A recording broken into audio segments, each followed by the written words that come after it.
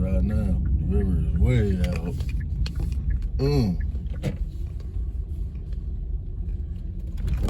This is all part of the Candace Creek track. There's actually a little creek that comes off over there that them tables sit by, but you can't tell where the creek is and where the damn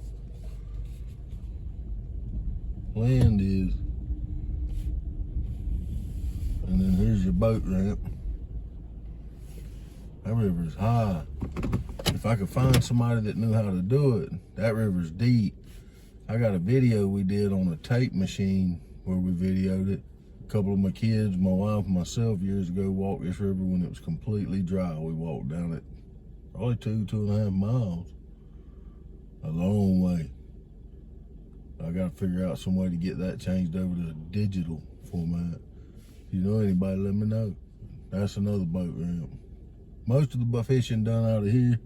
On this end, you're so far from the Gulf. This is mostly freshwater, catfish, brim, things like that, bass, what they're fishing for. Good little spot.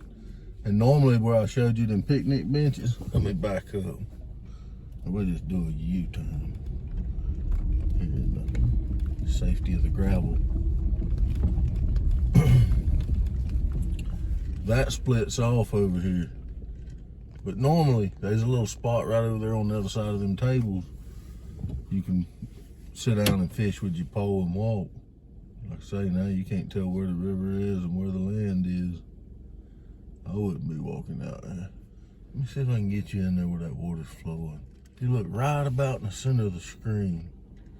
I know it's probably hard to see, but that water is flowing through there.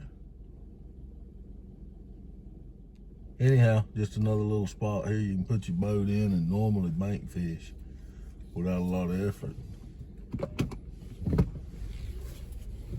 Let's ease on back toward the highway. We'll go back toward Perry.